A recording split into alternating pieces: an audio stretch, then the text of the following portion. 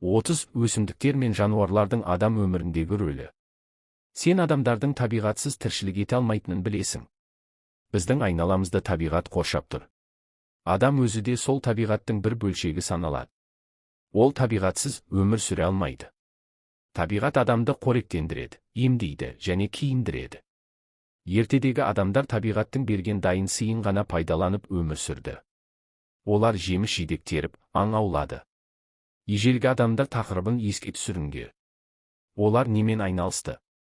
Уақыт өте келе адамдар өсімдікті қолдан өсіруді үйренді. Жабайы жануарларды қолға үйретті. Сөйтіп адамдар табиғаттың қаталдығына тәуелді болмады. Сызбаны қараңдар, табиғаттан біз не аламыз? Сызбада жануарлар мен өсімдіктерден алынатын өнімдер көрсетілген. Қорытынды жасайық. Адамдарға қажетті азық-түлікті біз өсімдіктер мен жануарлардан аламыз.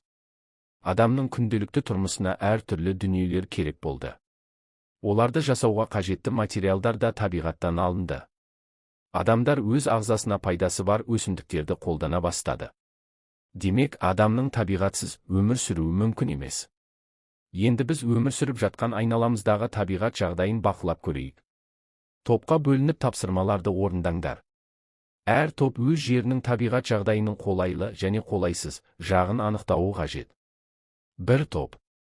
Карта мен мәтін бойынша жергілікті жердің жер бедерін және өзен, көлдерін тауып анықтаңдар. Екі топ.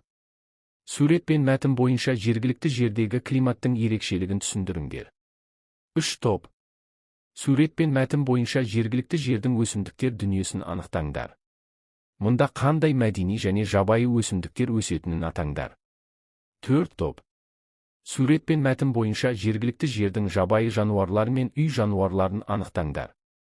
Сұрақтар. Мына сөйлемді қалай түсінуге болады? Табиғат адамды қоректендіреді, емдейді және киіндіреді. Адам табиғатты не үшін сақтап қорғауы керек?